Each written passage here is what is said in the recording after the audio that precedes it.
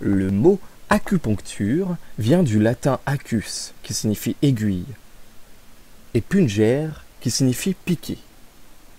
Les premières traces de traitement par l'acupuncture ont été découvertes en Inde, 3000 ans avant Jésus-Christ, dans un traité de médecine ayurvédique. On en retrouve aussi des allusions, 2000 ans avant Jésus-Christ, en Égypte antique, dans le papyrus d'Hébert, où sont désignés les 4 canaux par lesquels circule l'énergie de vie.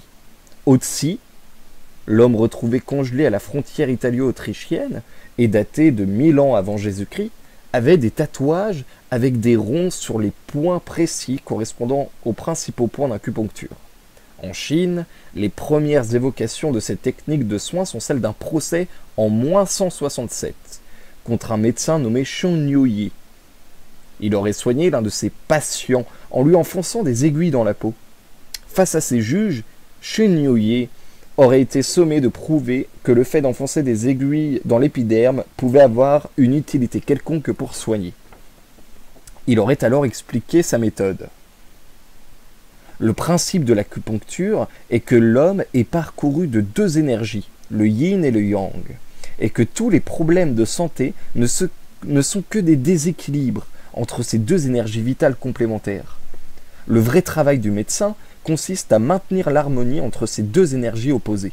Le seul fait que les symptômes apparaissent est le signe que le médecin n'a pas su préventivement préserver cet équilibre dans le corps du patient. Le yin et le yang circulent en suivant des méridiens. Il y a 12 méridiens ordinaires, chacun associé à un organe, cœur, foie, poumon, rein, auxquels il faut ajouter 8 méridiens extraordinaires, qui contrôlent les méridiens ordinaires. Ils sont comme des fleuves invisibles sous la peau. Et tout comme des fleuves, ces méridiens arrivent à des lacs, les points d'acupuncture. On compte 360 points principaux et 2000 points secondaires.